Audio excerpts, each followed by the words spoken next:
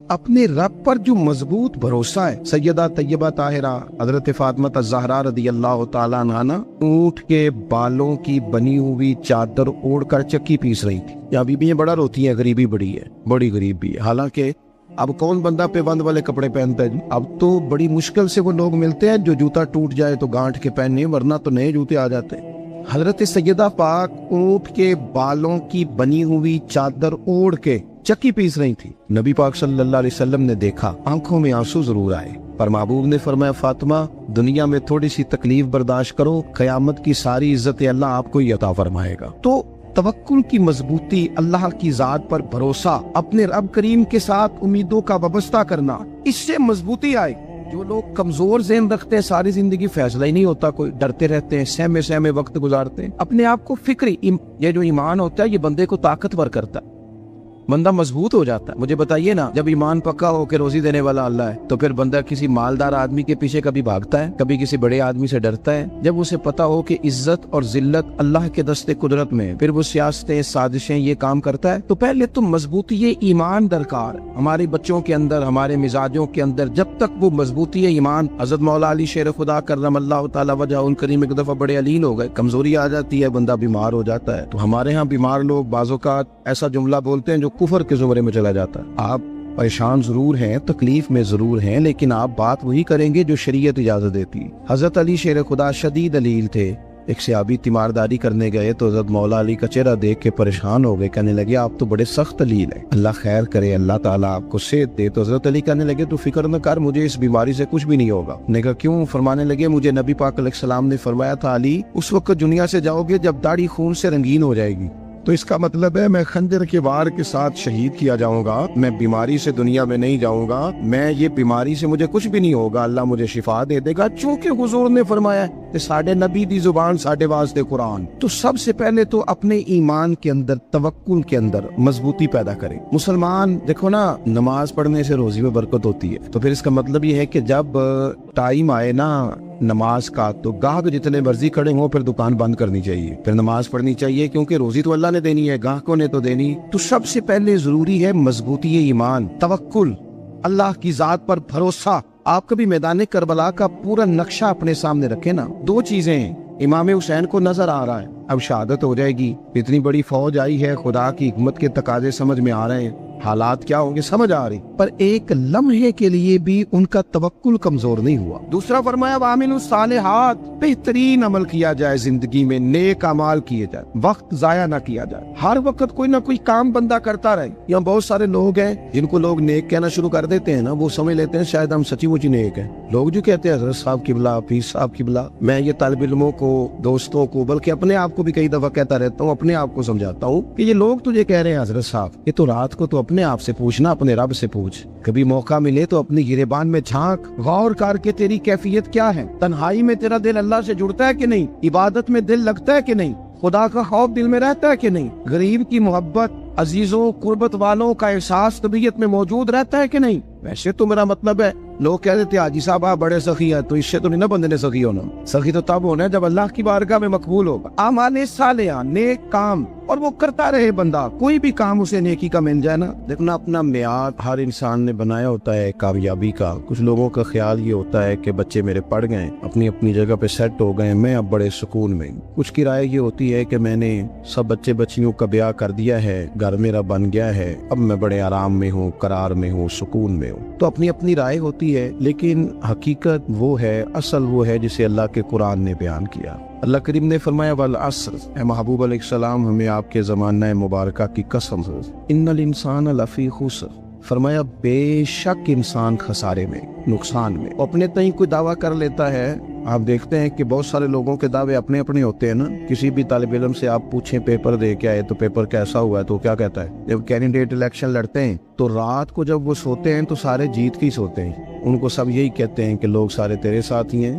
حالات، یہ جتنے بادشاہ حکمران ہوتے ہیں ان کے بگڑنے کی بنیادی وجہ ہوتی ہے کہ یہ خوش فہمیوں میں مبتلا ہوتے ہیں. ہم میں سے بھی ڈھیر سارے لوگ ہیں جو خوش فہمیوں میں مبتلا ہیں. کچھ کہتے ہیں جناب ہماری نسبت بڑی تگڑی ہے. بھئی نسبت تو امام حسین سے تگڑی تو کسی کی نہیں نا. تو ساری رات نماز پڑھتے تھے، روزے رکھتے تھے، اللہ کو یاد کرتے تھے. آپ خالی نسبت پر بیٹھ کر عمل چھوڑ جائیں تو یہ کیسے ممکن ہے؟ تو اپنے اپنے تئیں لوگوں نے معیار کامیابی کے قائم کر لیے ہیں۔ اللہ فرماتا ہے کہ محبوب مجھے قسم ہو زمانے کی، انسان نقصان میں، یہ دن بدن جو وقت گزار رہا ہے تو اس کا نقصان، اس کا خسارہ، اس کا گھاٹا بڑھتا جا رہا ہے، روز نقصان میں۔ کتنا عمر کا حصہ لوگوں نے ضائع کر دیا، کتنے بہترین لوگ تھے لیکن روزی روٹی کے پیچھے وقت سارا برباد ہو گیا۔ یہ رزق حلال کے لیے دوڑ دھوپ ہو وہ تو بڑی بات، لیکن تکبر کے لیے اور خواہشات، بیجا خواہشات کی تکمیل کے لیے، ایک دوسرے سے آگے بڑھنے کے لیے بڑا وقت ضائع کیا لوگ۔ اچھا، کوئی بھی نہیں جیتا، خاندانوں میں بھی کوئی نہیں جیتا، برادریوں میں بھی کوئی نہیں جیتا، پر لڑائی ساری زندگی کی ہے، میں نے آگے گزرنا ہے، میں نے آگے، حالانکہ کوئی کسی کو جیتنے دیتا ہی نہیں۔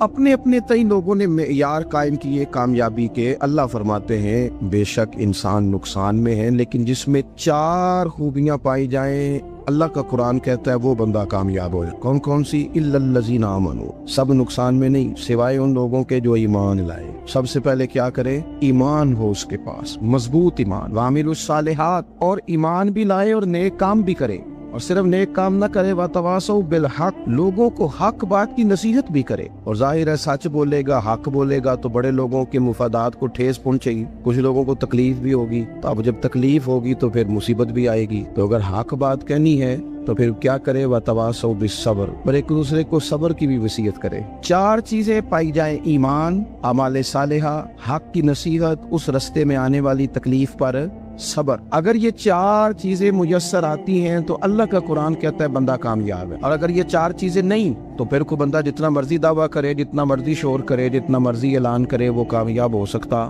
سب سے پہلے تو اپنا ایمان پکا کریں۔ یہ جو کچی پکی باتیں کرتے ہیں نا لوگ، مسلمان جو ہوتا ہے نا، مسلمان وہ لاوارث نہیں ہوتا، وہ وارث والا ہوتا ہے، اس کا رب ہر وقت اپنی رحمت سے اس کی حفاظت کرتا ہے۔ مسلمان ہر وقت نبی پاک علیہ السلام کے نگاہ کرم میں رہتا ہے۔ اسے کمزور باتیں نہیں کرنی چاہیے کہ میرے کو پیچھے چڑھ گیا تو پتہ نہیں کیا ہو جائے گا، برادری مخالف ہو گئی تو پتہ نہیں کیا ہو جائے گا، سچ بول دوں گا تو لوگ پتہ نہیں مجھے مار دیں گے، ایسا ہو نہیں سکتا۔ چھری حضرت ابراہیم چلائے بھی نا تو حضرت اسماعیل کے حلق پہ چلنا اس نے تب بھی ہے جب اللہ حکم کرے گا، تو اللہ کی حکمت ہوگی، حکمت الہی ہوتی ہے تو کوئی کام ہوتا ہے، ورنہ ہوتا تو اپنی طبیعت میں مضبوط ایمان، توکل، اللہ پہ بھروسہ، مضبوطی افکار کی، کچی باتیں نہیں۔ دیکھو نبی پاک صلی اللہ تعالی علیہ وسلم نے فرمایا نیکی کو کبھی حقیر نہیں سمجھنا، کبھی حقارت سے نہیں نیکی کرنی کہ یہ بڑی چھوٹی ہے تو میں اس کو کروں۔ آپ فرمایا کبھی حقیر نہ سمجھنا، نیکی کا کام جو بھی ملے کر دینا۔ فرمایا اگر بھائی سے مسکرا کے ملو گے بنا تو اس پر بھی اللہ تمہیں صدقے کا ثواب عطا کرے گا۔ ہم تو اس دین سے کے ماننے والے ہیں جو کہتے ہیں تو گلی سے روڑا اٹھا دے، کانٹا اٹھا دے، کسی کی تکلیف دور کر دے، کسی پر گنجائش کر دے، کسی کے لیے آسانی کر دے، جو بھی خیر کا کام میسر آئے پورے دن میں اسے چھوڑے نہیں۔ صبح گھر سے نکلے، وہ ایک صحابی تھے، غالباً تابعی تھے، تو بازار جاتے اپنے غلام کے ساتھ تو سارا بازار گھوم کے واپس آ گئے۔ خادم نے کہا جناب کو نہ کوئی خریدا نہ کچھ بیچا، تو آپ سارا بازار گھوم کے آ گئے۔ فرمانے لگے تیرا کیا خیال ہے؟ میں نے کچھ بھی نہیں کیا۔ کہا جناب پھر کیا کیا ہے؟ فرمانے لگے تم نے دیکھا جو بندہ بھی گزرا میں نے اس کو کہا السلام علیکم، تو کتنی کو نیکیاں میں جمع کر کے آ گیا ہوں۔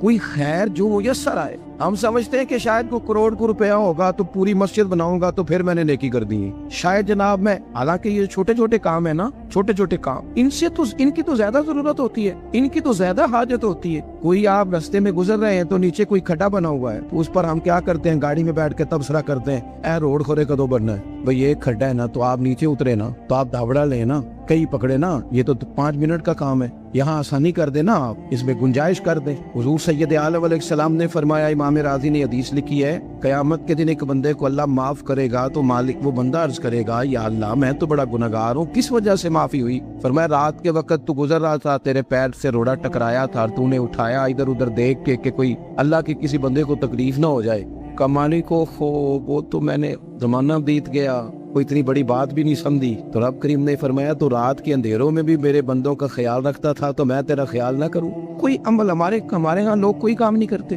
بالکل نہیں، کوئی کام نہیں، نہ بڑے نہ چھوٹے نہ سمجھدار نہ ان پڑھ، کچھ بھی نہیں، نشستن گفتن برخاستن، بیٹھو راج کے گپے مارو، تبصرے کرو فلانا کچھ نہیں کر رہا، فلانا کچھ نہیں کر رہا، اس کے بعد اٹھ کے چلے جاؤ کہ کچھ کرے۔ وعملوا الصالحات، نیکیاں جمع کریں زندگی میں، خزانہ بنائیں، خزانہ، اپنی ڈیوٹیاں، اپنی ذمہ داریاں पूरी करे, हर वक्त काम, हर वक्त जिम्मेदारी, हर वक्त ड्यूटी। लेकिन ना इमाम हसन और हुसैन, इनकी आप कभी जिंदगी का मुताला करें, फर्ज नमाज के अलावा 100 रकत नमाज नफल रोज पढ़नी, पता करना है गरीब कहाँ कहाँ है, उनका ख्याल रखना है। और नीरे पैसे नहीं देने, हमारे लोग गरीबों को पैसे जरूर देते हैं, इज्जत नहीं देते, उनको 4 पैसे की मदद जरूर कर देते हैं, पर इज्जत नफ्स का ख्याल नहीं रखते। इमाम ज़ैनुल आबिदीन रदी अल्लाह तआला अन्हु फरमाते हैं, गुजर रहे थे, आप देखें ना, इमाम गजाली हदीस लाए हैं कि बंदा और कुछ ना करे, किसी मोमिन का दिल राजी कर दे तो अल्लाह 60 साल की नफली इबादत का सवाब अता करता है। दिल बदस्तावर के हज्जे अकबर अज हजारा का यक दिल बेहतरस, किसी का दिल खुश कर देना, उसको राहत दे देना, उसको करार दे देना, उसके लिए कोई ऐसा सामान कर देना कि बंदा मुतमईन हो जाए, सुकून हो जाए। ये हमारे यहाँ जो लोग होते हैं ना, सरकारी मुलाजिमीन, ड्यूटियों वाले,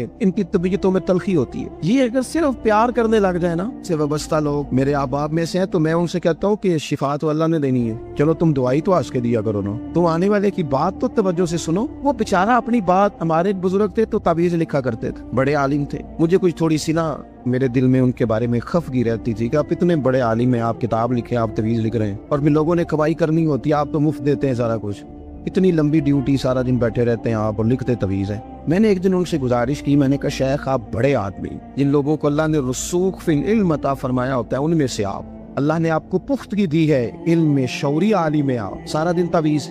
फरमाने लगे यार मैं तवीज नहीं लिखता, असल मसला ये है कि जो तवीज लेने आता है वो अपना सारा दुख सुनाता है, तो मैं तवीज नहीं लिखता, मैं ना बस लोगों के कलेजे ठंडे करता हूँ। मैं किसी का, अब तो बच्चों के पास टाइम ही नहीं, वो तो अब्बा का दुख नहीं सुनते, तो बैठते ही नहीं। अम्मा कह रही होती है कि पुत्र को 10 मिनट मेरे पास भी बैठा कर, लेकिन पुत्र मसरूफ बड़ा है, वीडियो चढ़ानी है उसने। हम उलझ गए। ये चीजें इंसान को नफ्सियाती तौर पर कमजोर कर देती हैं। जो लोग ज्यादा ये काम करते हैं उनके हाफजे कमजोर हो जाते हैं, वो उलझ जाते हैं, उन्हें पता नहीं होता रात मैंने क्या कहा था, सुबह में क्या कह रहा। हर वक्त नहीं, जरूरत के वक्त, हर टाइम नहीं, मखसूस औकात में। हजरत इमाम ज़ैनुल आबिदीन रदी अल्लाह तआला अन्हु फरमाने लगे, हम गुजर रहे थे, इमाम हुसैन साथ थे, तो रास्ते में ना कुछ गुरबा, गरीब लोग बैठ के खाना खा रहे, कहते हमारी उन पर नजर पड़ी, तो उन्होंने हजरत इमाम हुसैन रदी अल्लाह तआला अन्हु से कहा, हुजूर आइए तशरीफ लाइए, खाना खाइए। वो जरूरी नहीं होता आपको सबका खाना पसंद ही आए, टेस्ट अपने अपने होते हैं, ये जरूरी तो नहीं। खाना पसंद ना भी आए तो दिल तो फिर भी राजी रखने चाहिए, कुर्बान जाए। नबी पाक ने किस तरह हमारी तरबियत की।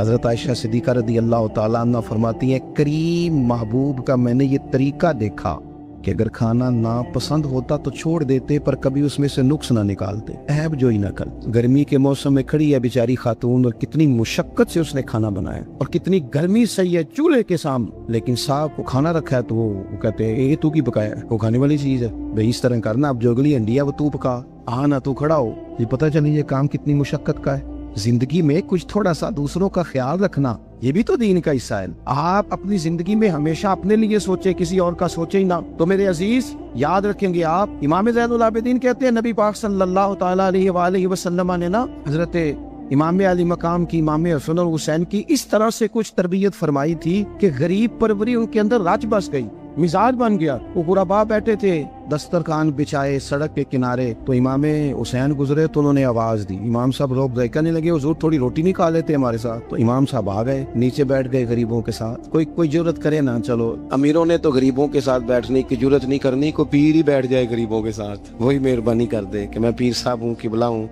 तो मैं ही चलो लंगर खा लो मुरीदों के साथ बैठ के। हमारी तो महफिलों में भी ना जी, नात खानों का, मौलवियों का, दूसरों का खाना और होता है, और गरीब आदमी को शापर में चावल डाल के देते हैं, साथ उसे कहते हैं ये लंगर शरीफ है। भाई अगर ये शरीफ है, तबर्रक है, तो ये पीर साहब नूनी सी लंगदा अटता है गले में लंगर उनको। ये लंगर शरीफ जो है ये नात खां को भी तो गुजरना, तबर्रक है कि नहीं? हाँ ना तो करो ना, तो जेडी ज्यादा तबर्रक वाली शय है वो पीरा भी तो खानी चाहिए ना, नात खां को। उसके लिए लहदा से मुर्ग मुसल्लम आला खाने। मैं अक्सर दोस्तों से कहता हूँ चलो मिलाद शरीफ पे सही सबके लिए अच्छा खाना पकाओ। चलो जिस गरीबों के बच्चों को बेचारों को सारा साल वो बोटियों के लिए लड़ते हैं, तुम मिलाद भी अच्छी रोटी पका दो, तो बच्चा जब खाएगा ना बहुत सारियां बोटियां और चावल, और अपने अब्बा से पूछेगा कि अब्बा जी आज की गल है, तो हो सकता है गरीब बाप रो ही पड़े और उसे कहे पुत्र तो आज राज राज के खाज साढ़े नबी पाक दा मिलाद शरीफ। तो इमाम हुसैन रदी अल्लाह तआला अन्हु ना आके गरीबों के बीच बैठ गए जमीन पे, उन्होंने कहा खाइए। तो वो जिस तरह वो खा रहे थे ना सादे बर्तनों में सादे, इमाम हुसैन खाना खाने लग गए। मैंने कहा खैर का काम कोई भी मिले उसे जाया تو لاہور کچھ نہیں کر سکتے تھے، کسی کو سڑک ہی پار کرا دے نابینا کو. چلو اور کچھ نہیں کر سکتے تو آپ کو پتا ہے کہ سامنے والا بوجھ لے کے گزر رہا ہے، آپ تھوڑا سا ہٹ جائیں روڈ سے، اسے گزر لینے دیں. کوئی تو کام زندگی میں، کوئی ارادہ تو خیر کا بندہ کرے. امام حسین بیٹھ گئے، ان کے ساتھ روٹی کھائی، تھوڑی دیر کے بعد اجازت لی، فرمایا جاؤں؟ کہنے لگے حضور اور کھائیے. فرمانے لگے میں تو ابھی روٹی کھا کے آیا تھا اور آج تک ایسا نہیں ہوا کہ دوبارہ کھانا کھاؤں. ایک لقمے کی بھوک نہیں تھی، جتنا بھی کھایا ہے نا یہ تمہارا دل خوش کرنے کے لیے کھایا ہے. غرباء مساکین کی وعامل الصالحات، ایماندار بندہ ایمانداروں جیسے کام کرتا ہی اچھا لگتا. 25 حج کیا امام حسن اور حسین نے مدینے سے مکے پیدل جا کے. میں کہتا ہوں چلو ہم باجماعت نماز ہی پڑھ لیا کریں. چلیں حضور صلی اللہ علیہ وسلم نے فرمایا فجر کی نماز پڑھ کے بیٹھ جاؤ، اشراق چاشت تک اللہ کا ذکر کرو، 2 نفل اشراق کے 2 چاشت کے پڑھ لو، اللہ 2 حج اور 2 عمرے کا ثواب عطا کر دے گا. مشکل کام تو نہیں. اہل بیت نے ہمیں سبق یہ پڑھایا ہے، حضور کے اصحاب نے ہمیں سبق یہ پڑھایا. تیسری بات فرمایا وَتَوَاصَوْا بِالْحَقِّ. صرف یہ نہیں کہ تم نماز پڑھ کے تو بیٹھ جاؤ، تم نے نا بے نمازی کو نماز کی دعوت بھی دینی ہے. مظلوم پر ظلم ہوتا رہے اور کونے میں چپ کر کے بیٹھے نہیں رہنا، بلکہ اگر ہاتھ پکڑا جا سکتا ہے تو ظالم کا ہاتھ پکڑنا ہے. نبی پاک علیہ الصلوۃ والسلام نے فرمایا اپنے بھائی کی مدد کرو چاہے وہ ظالم ہو یا مظلوم ہو. بھائی کی مدد کرو چاہے ظالم ہو یا مظلوم ہو. تو صحابہ نے عرض کی یا رسول اللہ صلی اللہ تعالی علیہ وسلم یہ مظلوم کی مدد تو سمجھ میں آتی ہے، یہ ظالم کی مدد کیسے کریں؟ نہیں سمجھ آ رہی ہے آپ کو بات؟ یا رسول اللہ صلی اللہ تعالی علیہ وسلم مظلوم کے ساتھ کھڑا ہونا تو ہماری عقل میں آ گیا، تو ظالم کی مدد کیسے کرنی ہے؟ نبی پاک صلی اللہ تعالی علیہ وسلم نے فرمایا ظالم کو ظلم کرنے سے روک دو. تم نے اس کی مدد کر دی، اسے باز کرو. لیکن ہم تو اتنی جرت ہی نہیں رکھتے بدی کو بدی کہنے کی، اتنی طاقت ہی نہیں ہوتی. جھوٹ کو جھوٹ کہنے کی ہمت، ہمارے گھر میں سارا کچھ ہو رہا ہوتا ہے، ہمیں پتا ہوتا ہے کہ فلاں جگہ پہ ہمارا قبیلہ ہماری برادری غلط ہے، پر اتنی جرت کرتے. ہم سچ بولتے ضرور ہیں پر دوسروں کے بارے میں، اپنے بارے میں سچ بولنے کو تیار نہیں ہوتے. جرت کا مظاہرہ کریں زندگی میں، حق کو حق کہنا سیکھیں، غلط کو غلط کہنا سیکھیں، جھوٹ کو جھوٹ کہیں، بدی کو بدی کہیں، سچائی کا ساتھ دیں ہمیشہ. ہم نے جب تک دیکھو نا ظلم ہوتا رہے، زیادتی ہوتی رہے، اپنا دروازہ اندر سے بند کر لو، پتر باہر نہ جانا. کیوں جی؟ باہر اس پہ ظلم ہو رہا ہے، ان کے گھر آگ لگی ہے، کو ہمارے گھر تو نہیں نہ لگی. یاد رکھنا پڑوسیوں کی آگ نہ بجھاؤ گے تو اپنے گھر بھی آ جائے گی. اگر مظلوم کا ہاتھ نہیں پکڑو گے تو ظالم دلیر ہو جائے. اور ہمارے جتنے بھی بزرگ گزرے انہوں نے ظالموں کو ظالم کہا. امام احمد بن حنبل نے جیل کاٹی، امام اعظم ابو حنیفہ نے جیل کاٹی. آج کل لوگ کہتے ہیں مولانا صاحب آپ نے نا جناب غلط کو غلط نہیں کہنا، سیاست کی بات نہیں کرنی. کیوں جی؟ کس لیے نہیں کرنی؟ سیاست تو تدبیر کا نام ہے. بنو اسرائیل میں جتنی بھی تدبیر ہوتی تھی وہ سارے انبیاء کیا کرتے تھے. کیوں نہ بات کریں؟ یہ جن کرسیوں پہ آج تم نے ظالموں جابروں کو بٹھایا، یہ کرسی تو حضرت ابوبکر صدیق جیسے لوگوں کی ہے، یہ تو حضرت عمر جیسے لوگوں کی سیٹ ہے، حضرت عثمان غنی جیسے لوگوں کا کام ہے، مولا علی جیسے لوگوں کا کام ہے. غلط جگہوں پہ غلط لوگ بٹھا دی اور پھر جھوٹے کو جھوٹا بھی نہ کہے، ظالم کو ظالم بھی نہ کہے. ہم سے نہ رقم ہوں گے قصیدے یزید کے، کیونکہ ہم لوگ تو حسین کے سیرت نگار ہیں. یہ کیا بات ہوئی؟ آپ سچی بات ہی نہ کریں، کلمہ حق کہیں، ہمیشہ کھری بات کہیں، سچی، گرچہ اپنا نقصان ہو، حق کے ساتھ کھڑے ہونا سیکھیں. وَتَوَاصَوْا بِالْحَقِّ. ساری آسانی تھی، امام حسین کو کوئی مسئلہ نہیں تھا، آرام سے بیٹھے تھے. آج کتنے موجوں میں بیٹھے ہیں، پیر صاحبان، مولوی صاحبان، خطیب صاحبان، سیاستدان، وڈیرے، موج لگی ہوئی ہے. کسی کو کچھ نہیں کہنا، کچھ کہیں گے تو پھر بندے مخالفت کریں گے. تو امام حسین مسجد نبی میں جمعہ پڑھاتے تھے، چپ کر کے بیٹھے رہتے. حضور سید عالم علیہ السلام کے مزار انور کے پاس بیٹھے رہتے. لیکن امام حسین نے فرمایا ظالم حکمران بنے تو وہ قوموں کو تکلیف دیتے ہیں، وہ ملی نقصان کرتے ہیں، وہ امت کا چہرہ مہرہ بگاڑ کے رکھ دیتے ہیں. لہذا کھڑے ہونا پڑتا ہے، کلمہ حق کہنا پڑتا ہے، الائے کلمۃ الحق کے لیے نکلنا پڑتا ہے. آپ اپنی زندگی کے اندر سچی بات کرنا سیکھیں. الیکشن کے دن آ گئے، میرے ایک بڑے محبت والے ساتھی تھے، وہ آ گئے ووٹ کے لیے. ویسے بھی یہ جو بیماری ہمارے ملک میں نا جی، ہمارے ہاں حکمران بعضوں کا کہتے ہیں اوے ہو جی جمہوریت بڑی ضروری ہے. وہ بھی کس مصیبت کا نام ہے جمہوریت؟ اقبال تو کہتے ہیں کہ یہ وہ چیز ہے کہ جس میں پتہ کوئی نہیں ہوتا پڑھے لکھے ان پڑھ کا، چھوٹے اور بڑے کا، سیانے اور بیوقوف کا. جمہوریت وہ طرز حکومت ہے کہ جس میں بندوں کو گنا کرتے ہیں تولا نہیں کرتے رہتے ہر وقت. قوم کو اس کا حق ملنا چاہیے، غریب کی مدد ہونی چاہیے، انصاف ملنا چاہیے. باقی یہ تمہاری کہانیاں ہیں ڈکٹیٹرشپ اور جمہوریت، اور ہمیں تمہاری سمجھ بھی نہیں آتی. ہر ڈکٹیٹر کے ساتھ ہوتے ہو، باتیں جمہوریت کی کرتے ہو، جہاں تمہارا دل کرتا کھڑے رہتے ہو. ہمیں تو کوئی اس سے غرض نہیں، کام ہونا چاہیے. بلکہ جو لوگ قوت نافذہ رکھتے ہیں انہیں سمجھنا چاہیے کہ ملک کی بھاگ دوڑ ہمیشہ مضبوط ہاتھوں میں رہے اور وہ اس طرح کا نظام وضع کریں، مل بیٹھے سارے ادارے کہ غریب کی سنی جائے۔ وہ مجھے بڑی اچھی طرح یاد ہے جب وہ ایک حکومت ختم ہوئی اور جو ایک فوجی رہ کے گئے تھے 11 سال، ان کی حکومت آئی تو میں باہر نکلا تو ایک بزرگ تھے، وہ صبح صبح ناشتہ بیچا کرتے تھے ہمارے علاقے میں، چاول اور چنے ونے۔ تو میں نے ان سے کہا بزرگوں پتہ لگا جی رات دی حکومت بدل گئی ہے۔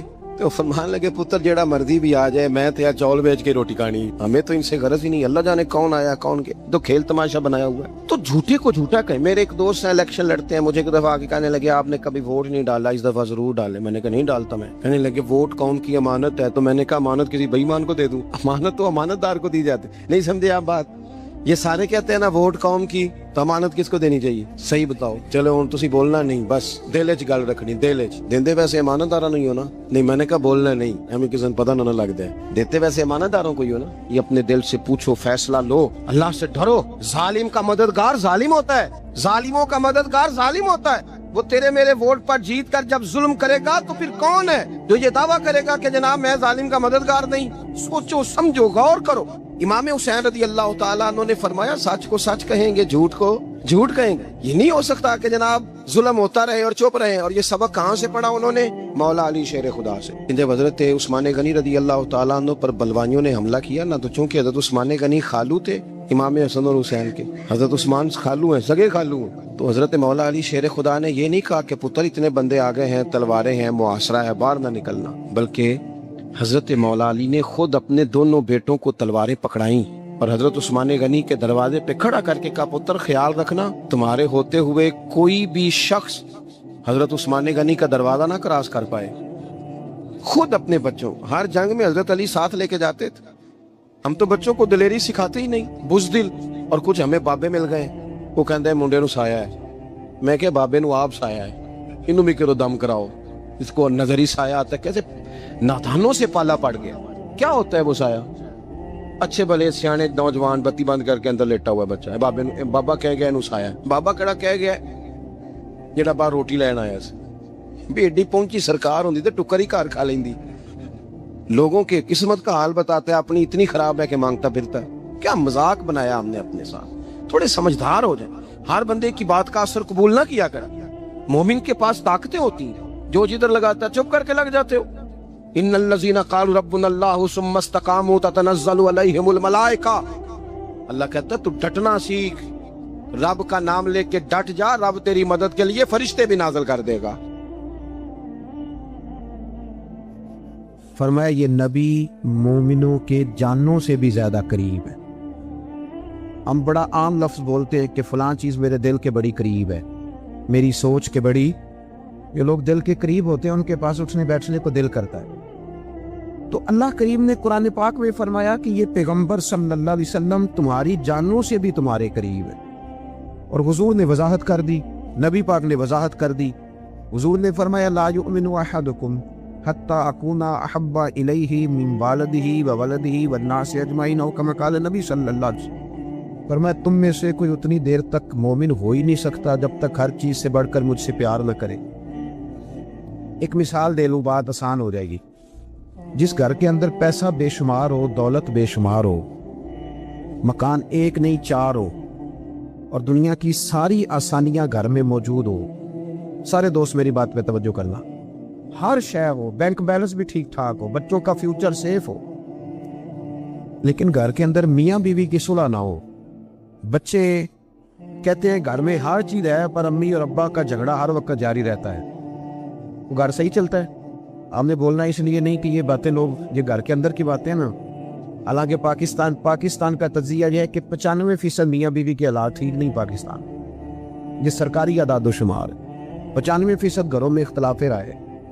یہ بات ذہن میں بٹھا لے کہ میاں بیوی کا اگر اتفاق نہیں نہ ہوتا تو وہ کہیں کہ گھر میں کوئی بھی خوشی رہے گی تو یہ ممکن ہی نہیں، یہ سوال ہی نہیں پیدا ہو۔ 6 بچے ہوتے ہیں اور شادی کو 24 سال گزر جاتے ہیں، پھر بھی طلاق ہو جاتی ہے، اس لیے کہ میاں بیوی کے لیے سب سے ضروری چیز آپس کی محبت ہے۔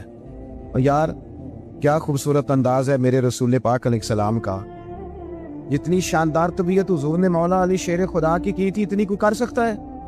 اور جتنی اعلیٰ ترین تربیت اور حسن سیدہ فاطمہ کو اللہ نے دیا کسی اور کو مل سکتا ہے؟ لیکن میرے نبی پاک علیہ السلام نے ان کی شادی کے بعد ان کو اکٹھے بٹھا کے ان کے سر آپس میں جوڑ کے ہاتھ اٹھا کے دعا کی تھی کہ اے اللہ ان کے درمیان محبت پیدا فرما دے. میاں بیوی کے درمیان جو سب سے اہم چیز ہے وہ محبت ہے. بچے کہتے ہیں ہم کدھر جائیں، ابا کی سنیں کہ اماں کی سنیں؟ اور اکثر گھروں میں بچوں کی تربیت رک جاتی ہے اس لیے کہ میاں بیوی کا سلوک نہیں ہوتا، تباہی اتر جاتی. گھر کے اندر ہر شے ہے پر ان کا پیار نہیں. پتہ یہ چلا کہ گھر میں محبت نہ ہو تو گھر نہیں چلتا. اگر محبت کے بغیر ایک گھر نہیں چل سکتا تو محبت مصطفیٰ کے بغیر دین کیسے چلے گا؟ گھر نہیں چلتا میرے بھائی، ٹوٹ جاتا ہے، بکھر جاتا ہے. سارا کچھ ہونے کے باوجود میں نے مردوں کو روتے ہوئے دیکھا ہے، عورتیں تو روتی ہیں، میں نے مردوں کو روتے ہوئے دیکھا.